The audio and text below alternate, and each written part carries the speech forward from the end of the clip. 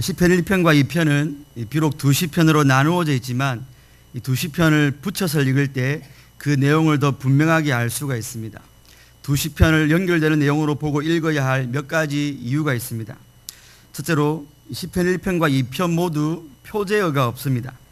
3편부터는 다윗의 시, 고라 자손의 시, 다윗이 어느 때에 지은 시 등과 같은 말이 나오는데 시편 1편과 2편에는 그러한 표현들이 전혀 없습니다.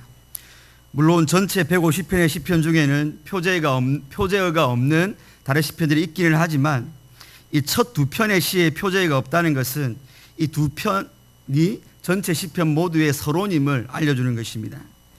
1편과 2편을 함께 읽어야 할 두 번째 이유는 시편 1편 1절이 복 있는 사람입니다로 시작하고 시편 2편의 마지막 구절에서도 복 있는 사람입니다로 끝나고 있는 구조 때문입니다. 시편의 편집자는 1편의 처음 구절과 2편의 마지막 절을 복 있는 사람이라는 구절로 반복함으로 두 시편을 한 단위로 읽어야 됨을 암시해 주고 있습니다.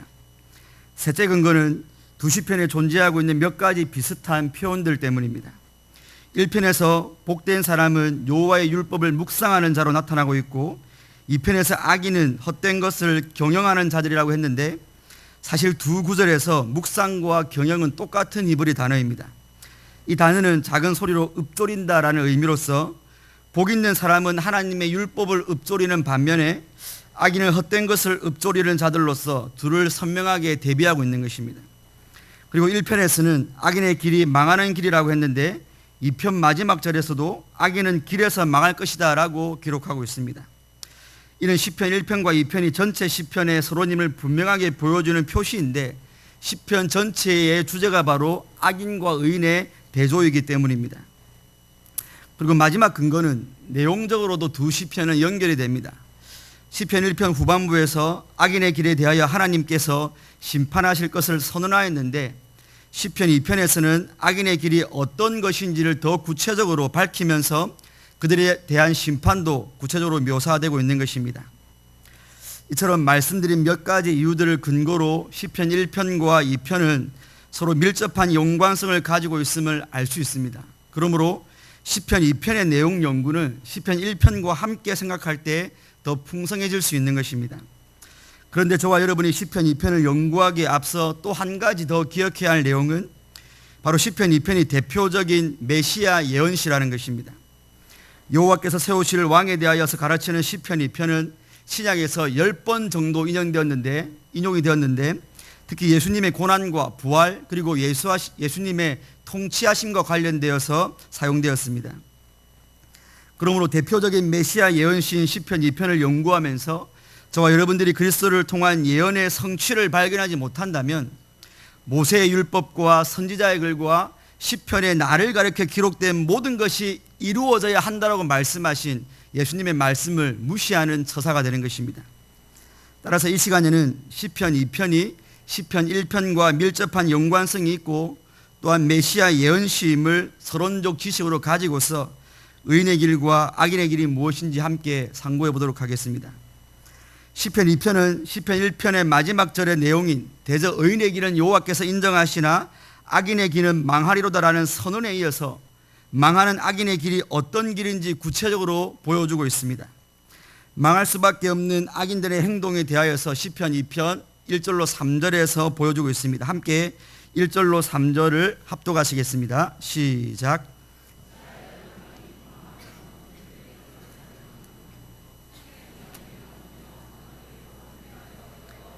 그 기름 받은 자를 대적하며 우리가 그 맨 것을 끊고 그 결박을 하도다. 아멘. 서론에서 말씀드린 대로 1절의 경영으로 번역된 단어의 의미는 읊조리다라는 의미입니다. 그래서 시편 1편에 복 있는 사람이 주야로 여호와의 율법을 읊조리는 것과 대비되어서 지금 악인들은 헛된 것을 읊조리고 있는 것입니다. 2편 1편에 열방이 분노함으로 번역된 단어는 음모를 꾸미다라는 의미로 지금 세상의 군왕들과 관원들이 모여서 헛된 것을 읊조리면서 하나님께 대한 반역을 꾀하는 모습을 표현하고 있는 것입니다. 무엇인가 간사하고 교만한 꾀로 반역을 도모하는 자들은 이절에 나타난 대로 세상의 군왕들과 관원들로서 세상의 권력을 가진 자들입니다.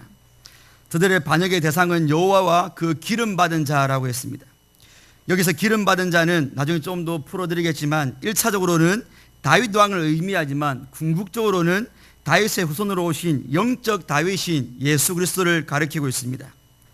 이어지는 3절에서는 이 세상 임금된 자들이 도모하며 읊조리는 반역의 내용들이 나오는데, 그것은 바로 우리가 그 맨 것을 끊고 그 결박을 벗어버리자며 하나님으로부터 자유와 독립을 쟁취하자는 것이었습니다.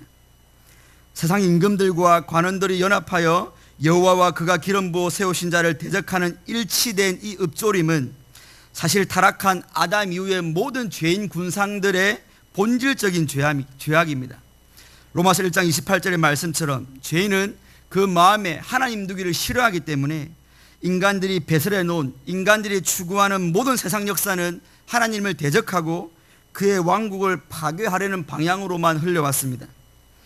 제일 첫사람인 아담이 하나님의 통치에서 벗어나 하나님의 의존적 존재에서 자립하여서 스스로 선과 악을 판단하는 자리에 앉고자 하는 유혹을 이기지 못했을 때 그는 하나님이 금하신 선악과를 먹음으로 하나님을 대적했습니다. 창세기 11장에서도 성과 대를 쌓아 대가 하늘 꼭대기에 닿게 하여 자기의 이름을 내고 우리가 지면에서 흩어짐을 면하자라고 했던 무리들 역시 시편 2편의 세상 군왕들과 본질적으로 동일한 죄인들입니다. 이들은 모두 하나님의 통치를 결박과 사슬로 여기고 거기에서 벗어나 하나님으로부터 자유와 독립을 스스로가 쟁취하자라는 것이었습니다. 특별히 신약의 사도들은 여호와와 그 그리스도를 향한 세상 임금들의 반역이 예수님의 십자가 사건에서 절정을 이룬 것으로 해석을 했습니다. 사도행전 4장 25절로 28절에 또 주의 종 우리 조상 다윗의 입을 어탁하사 성신으로 말씀하시기를 어찌하여 열방이 분노하며 족속들이 허사를 경영하는고 세상의 군왕들이 나서며 관원들이 함께 모여 주와 그 그리스도를 대적하는도다 하시니로 소이다. 과연 헤롯과 본디오 빌라도는 이방인과 이스라엘 백성과 합동하여 하나님의 기름 부으신 거룩한 종 예수를 거슬러 하나님의 권능과 뜻대로 이루려고 예정하신 그것을 행하려고 이 성에 모였나이다 라고 말을 하고 있기 때문입니다. 헤롯은 에돔 출신의 유대 분봉왕이었고 빌라도는 로마의 총독으로서 사실 이들은 원수지간이었습니다. 그러나 누가복음 23장 12절에 말하고 있는 것처럼 헤롯과 빌라도가 전에는 원수이었으나 당일에 서로 친구가 되었다라고 한 것처럼 예수님을 십자가에 못 박기 위해 평소에 원수였던 그 둘이 당일날에는 친구가 되었던 것입니다. 합동을 했던 것입니다. 나아가 그 둘뿐만 아니라 이스라엘의 종교 지도자들과 백성들과 합동하여 하나님의 기름 부으신 거룩한 종 예수님을 대적한 것을 사도들은 시편 2편을 인용하면서 예언의 성취로 보고 있는 것입니다. 이처럼 초대교회 성도들은 시편 2편 1절과 3절을 볼 때에 문자적으로 다윗 왕만 보지 않았습니다. 헤롯과 빌라도와 이스라엘 종교 지도자들과 백성들이 합동하여 그리스도를 대적하는 바로 거기서 이루어지는 예언의 말씀으로 이 시편 2편을 보았던 것입니다. 그러므로 이 시편 2편의 세상 권세자들의 반역의 실체이자 절정은 바로 온 세상의 임금이면서도 온 세상의 구주로 오실 예수님을 향한 것이었던 것입니다. 이를 위해 사단은 타락한 인간들을 자기의 종으로 부려 시대마다 예수님의 사역에 반대하고 방해를 했던 것입니다. 그러나 성도 여러분, 과연 하나님과 그리스도를 대적하던 세상 임금된 자들이 바벨탑을 쌓던 자들이나 애굽의 바로나 혹은 예수님을 십자가에 못 박았던 AD 1세기의 이방인과 유대인들 뿐이겠습니까? 아닙니다. 지금 이 순간에도 하나님의 통치와 하나님께만 의존함을 거부하고 하나님이 매신 것을 끊고 하나님이 묶으신 것을 벗어버리자 하는 자들이 여전히 있습니다. 그들은 자신이 마귀의 종인지도 모른 채 자신만의 고유한 독립된 왕국을 스스로의 힘으로 구축하려고 물질과 명예와 권력, 과학이나 의학이나 정치 혹은 다른 우상 종교를 의지하는 자들로서 이들이 바로 현대판 세상 군왕과 관원들, 세상 임금들인 것입니다. 현대판 세상 임금들은 주의 말씀을 읊조리며 즐거워하기보다 이 땅에 있는 헛된 것을 읊조리면서 권력과 명예를 얻으면 전부인 것이냐, 땅의 것들만을 추구하며 살아가고 있습니다. 그러므로 그들은 언제나 땅의 것을 더 많이 얻으려고 노력합니다. 마치 땅의 임금들이 끊임없이 전쟁을 일으켜서 자기의 영토를 더 넓혀가려고 하는 것처럼 현대판 임금들도 하나님은 배제한 채 자신이 왕이 된 그 왕국을 유지하고 확장하기 위해 다른 이웃이나 타인을 아랑곳하지 않고 그들을 밟는 경쟁 체제 속에서 아침 일찍 일어나고 저녁에 늦게 누우면서 수구의 떡을 먹고 있는 것입니다. 자기의 왕국을 넓히려고 때로는 거짓말도 하고 때로는 불법도 행하기도 하면서 하나님으로부터 완벽한 홀로 서기를 시도하고 있는 것입니다. 이런 자들이 자기 입술로 여호와와 그리스도를 대적하자라고 현대판 임금들이 드러내어 말하지 않는다고 할지라도 하나님 없이 잘 살 수 있다고 여기는 삶의 태도가 바로 하나님의 통치와 하나님 의존적 존재임을 거부하는 것과 다름없는 것입니다. 바로 이것이 악인의 삶의 구체적인 특징이자 본질적인 죄의 성향인 것입니다. 드러내놓고 살인을 하고 드러내놓고 간음을 하고 그런 것이 아니라도 저 영국의 무신론 단체처럼 버스에 아마도 신은 없을 겁니다라고 대놓고 광고를 하지는 않더라도 우리는 더 폭넓게 악인이라는 용어를 적용시켜야 하는 것입니다. 하나님만을 진정한 왕으로 섬기지 않으면서 삶의 조그마한 영역이라도 하나님과 예수 그리스도의 통치하심을 거부하는 그 사람이 바로 악인인 것입니다. 오늘 그리스도인된 저와 여러분들은 어떻습니까? 세상 임금, 즉 악인의 성경적인 개념에 비추어 볼 때 우리는 이 세상 임금들의 읍조림과 전혀 상관이 없으십니까? 저와 여러분은 시간을 사용하고 물질을 사용하고 내게 주어진 모든 하나님의 선물들을 빌려 사용하면서 마치 그것이 내 것인 양, 그것의 주인이 나인 양 임금 행세를 하고 계시지는 않으십니까? 혹시 우리는 다른 모든 것은 다 하나님의 뜻대로 하셔도 좋은데 이 문제만큼은, 나의 이 성격만큼은, 내 삶의 이 영역만큼은, 이 은밀한 나의 삶의 부분만큼은 하나님께서 제발 간섭하지 말아주시기를 바라면서 여러분의 은밀한 왕국을 몰래 구축하고 계시지는 않으십니까? 하나님, 제가 하나님 잘 섬기고 헌금도 적당히 좀 하고 봉사도 적절히 할 테니까 그 이상에 넘어가는 것은 저에게 요구하지 마십시오라고 감히 하나님께서 매신 것을 끊고 결박을 벗어버리고 싶어 하시지는 않으십니까? 오늘 성경은 바로 그것이 악인의 삶이며 악인의 길이다라고 폭로하고 있는 것입니다. 성도 여러분, 한번 생각해 보십시오. 언제 창조주이신 하나님께서 피조물인 인간을 시편 2편 3절에 있는 세상 임금들과 관원들의 읍조림처럼 속박하셨거나 결박하신 적이 있으셨습니까? 우리 하나님께서 언제 저 이방 신화에 나오는 신처럼 세상 일이 하도 많아서 자기가 힘이 들어서 부려먹을 대상으로 인간을 창조하신 적이 있으셨습니까? 아닙니다.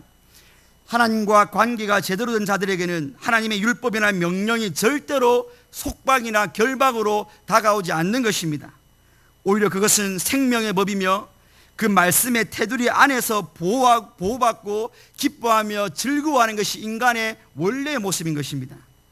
그 복을 아는 자들은 시편 1편의 말씀처럼 그 명령이 기록된, 여러분, 그 속박과 결박이 기록된 율법을 주야로 읊조리면서 그분의 통치를 받기를 즐거워하는 것입니다. 그런데 악인은 바로 그런 하나님의 법을 속박이나 결박으로 여기고는 그것을 못 견디어 하고 숨막혀 하기에 그것을 끊어버리고자 반역을 시시탐탐 노리면서 하나님으로부터의 자유와 독립을 읊조리고 있는 것입니다.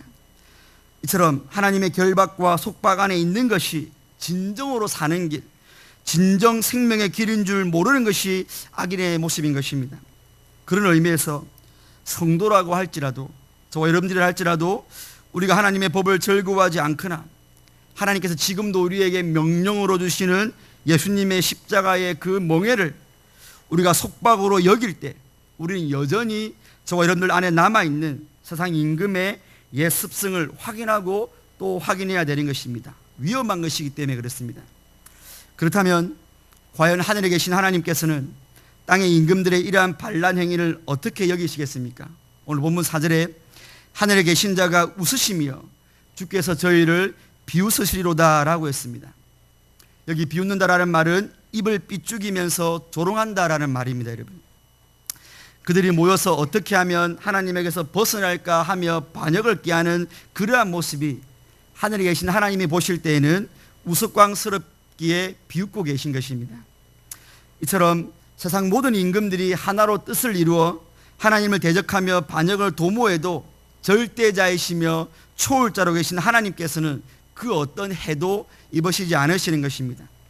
실로 하나님 그분께는 열방 그것 자체가 통에 한 방울 물 같고 저울에 적은 티끌 같으며 섬들은 떠오르는 먼지 같기에 땅에 있는 세상 임금들의 반역은 하늘에 계신 하나님께는 가소롭기 그지없는 것입니다.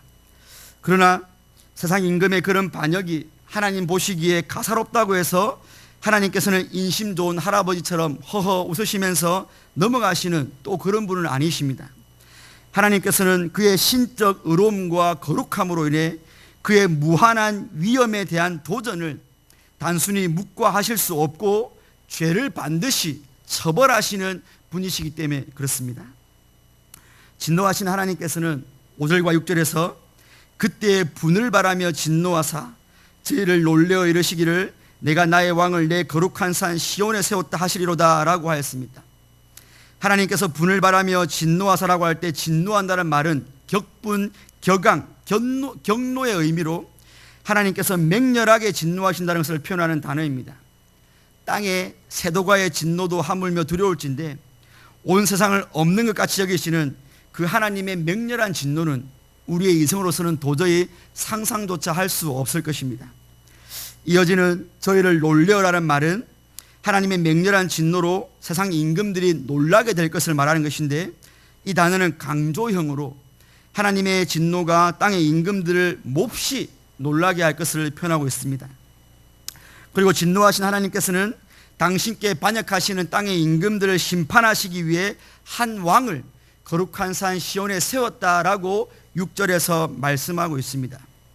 이어지는 7절로 9절은 하나님에 의해 거룩한 산 시온에 세우심을 받은 그리스도께서 여호와께로부터 받은 칙령을 다시 대신 선포하고 있는 것입니다. 우리 함께 7절로 9절을 합독하시겠습니다. 시작.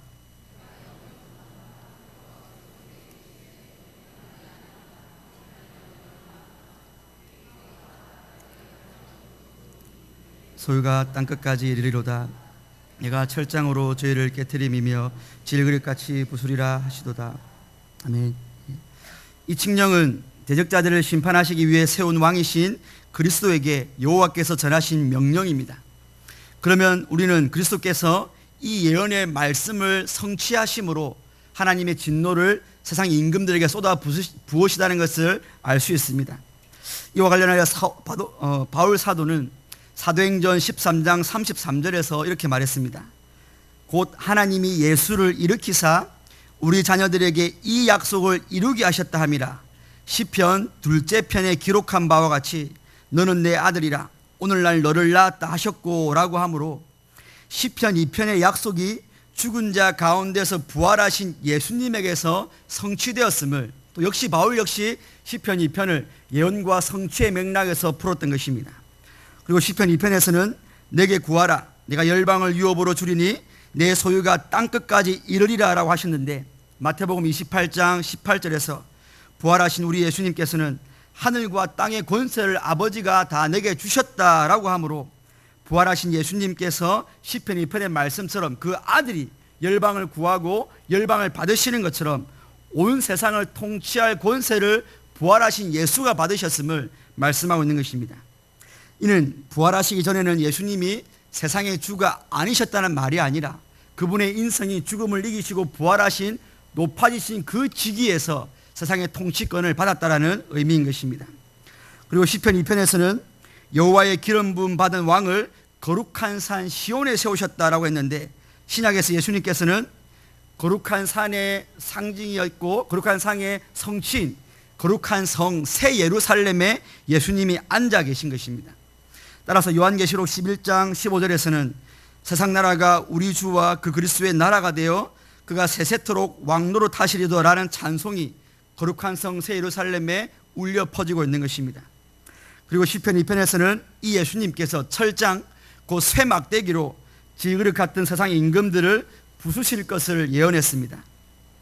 이와 관련하여 사도 요한은 계시록 12장 5절에서 여자가 아들을 낳으리니 이는 장차 철장으로 만국을 다스릴 남자라 했고, 계시록 19장 15절에서는 그의 입에서 이한 검이 나오니 그것으로 만국을 치겠고 친히 저희를 철장으로 다스리며 라고 했습니다. 시편 2편의 철장, 곧 쇠막대기로 열광들과 그 임금들을 쳐부수실 왕이 바로 그 입에서 나오는 말씀으로 온 세상을 통치하시며 하나님을 대적하여 높아진 모든 것을 굴복케 하시는 바로 예수 그리스도 그분인 것입니다. 이처럼 십자가에서 죽으시고 부활하심으로 능력 있는 하나님의 아들로 인정되신 예수 그리스도, 거룩한 성 새 예루살렘에 앉으사 하나님 보좌 우편에서 온 세상 나라를 말씀으로 통치하시는 예수 그리스도, 바로 그 예수 그리스도께서 대적자들을 쇠지팡이로 완전히 파쇄시켜버리는 것입니다. 예수님께서 대적자들을 철장으로 저희를 깨트리며 질그릇같이 부수리라는 표현은 도공이 잘못 구워진 그릇들을 부수는 모습을 묘사한 것입니다. 이와 관련하여 이사야 선지자는 이렇게 말했습니다. 그가 이 나라를 회파하시되 토기장이가 그릇을 회파함 같이 아낌이 없이 파쇄하시리니 그 조각 중에서 아궁이에서 불을 취하거나 무릉둥이에서 물을 뜰 것도 얻지 못하리라 라고 표현했습니다. 이러한 표현은 옹기는 사실 깨트려도 작은 조각이 있어서 불을 좀 담거나 아니면 물을 좀 뜰 수 있지만, 예수님께서 당신의 철장으로 파쇄하시면 그릇이 아예 가루처럼 되기 때문에 조그만한 조각도 남지 않는 예수님의 심판이 얼마나 철저하고 확실한 것인가를 보여주고 있는 것입니다. 성도 여러분, 바로 이 사실에 인간이 직면한 것이 바로 인간이 당하고 있는 최악의 절망인 것입니다. 인간의 최악의 절망은 갈수록 심해지는 빈부의 격차도 아니고요, 백세 시대를 어떻게 사냐는 노 삶의 질의 문제도 아니고요, 테러 위협도 아니고요, 천연자원의 고갈의 문제도 아니고요, 북한이 핵을 포기하느냐 고집하느냐의 문제도 아닌 것입니다. 물론 이것들이 의미가 없다는 말씀이 아닙니다. 다만 이것들은 온 세상을 향한 하나님의 거룩하신 진노에 비하면 그야말로 세 발의 피도 안 되기 때문입니다. 근데 저와 여러분들은 어떤 것을 더 두려워하며 하루하루를 살고 계십니까? 하박국 선지자는 하나님의 진노의 심판이 얼마나 무서운지 하박국 3장 15, 16절에서 주께서 말을 타시고 바다 곧 큰 물의 파도를 밟으셨나이다. 내가 들었으므로 내 창자가 흔들렸고 그 목소리로 인하여 내 입술이 떨렸도다. 무리가 우리를 치러 올라오는 환난날을 내가 기다림으로 내 뼈에 썩이는 것이 들어왔으며 내 몸은 내 처소에서 떨리는도다 라고 했습니다. 여러분, 혹시 이 하박국 선지자처럼 여러분의 삶의 어느 한 순간에 창자가 흔들리고 입술이 떨리고 뼈가 썩고 온몸이 흔들리는 극도의 공포와 불안을 한번 체험해 보셨습니까? 물론 이 구절이 문자적으로 창자가 흔들리고 뼈가 썩는 두려움은 아닐지라도 하박국 선지자는 그렇게밖에 표현할 수 없을 정도의 두려움과 공포감을 하나님의 심판에서 느꼈던 것입니다. 세상의 불신자가 하나님의 심판에서 이러한 불안과 두려움을 느끼지 못하는 것은 당연하지 않겠습니까? 그들이 이 두려움을 안다면 하나님을 향하여 절대로 교만하게 대적하지 못하지 않겠습니까? 그러나 제 생각에 심각한 문제는 이 하나님의 진노를 알고 믿는 성도들이 더 이상 하나님의 이 죄에 대한 진노를 무겁게 생각하지 않는다는 것입니다. 혹자는 예수님의 피로 우리가 형벌해서 구원받았는데 뭘 그렇게 하나님의 진노에 대해서 심각하게 받아들일 필요가 있느냐고 질문하실지도 모르겠습니까? 저는 그런 질문을 하시는 분에게 그렇다면 성도님은 지금 당신이 얻은 그 구원에 얼마나 감격하고 계시느냐라고 반문하고 싶습니다.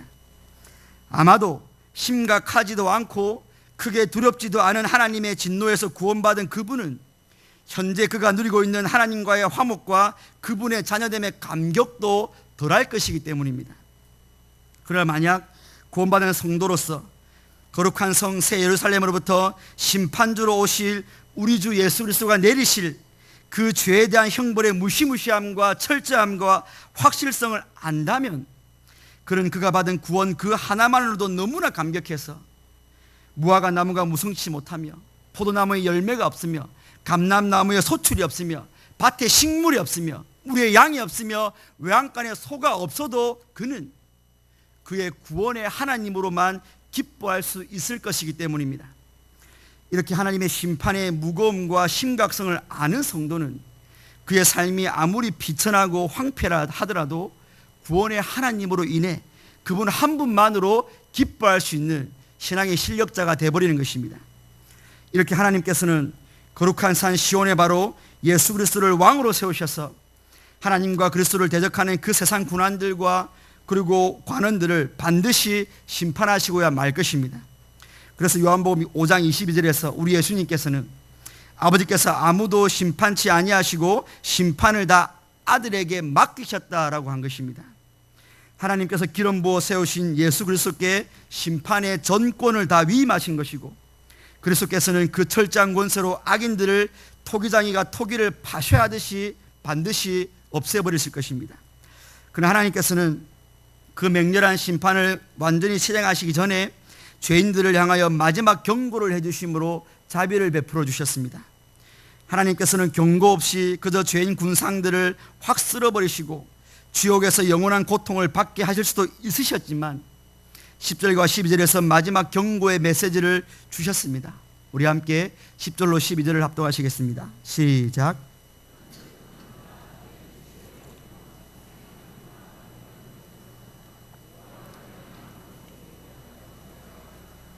그 아들에게 입맞추라.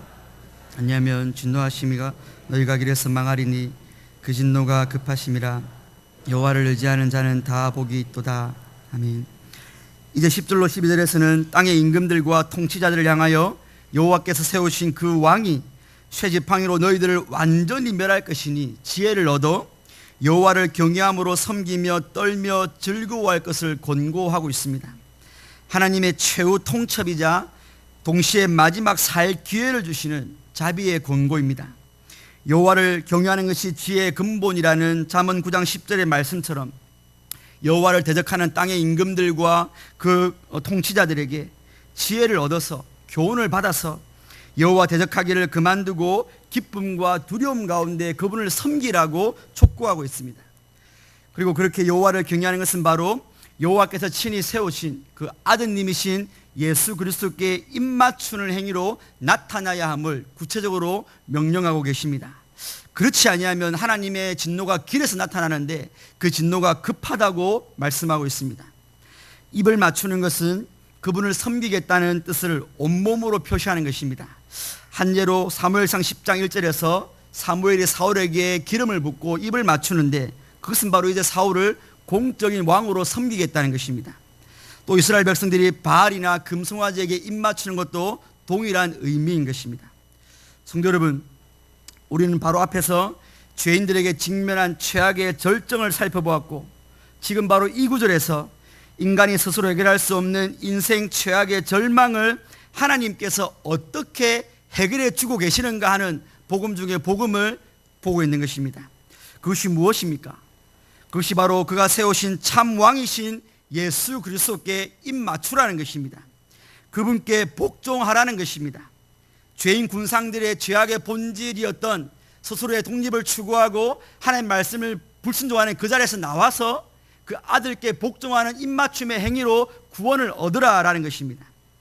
이제 스스로 건축한 그 자기의 성에서 나와서 스스로 지어 입은 지푸라기 왕관과 누더기 왕복을 벗고 하나님 나라의 임금이 되시는 그리스도께 넙죽 엎드리고 그분만을 경배하고 그분께 순종하는 복된 종의 자리로 내려와 앉으라는 것입니다. 말석에 앉아 있으라는 것입니다. 그렇지 않으면 너희가 길에서 망하는데 진노가 급하다라고 하나님이 경고하고 계십니다.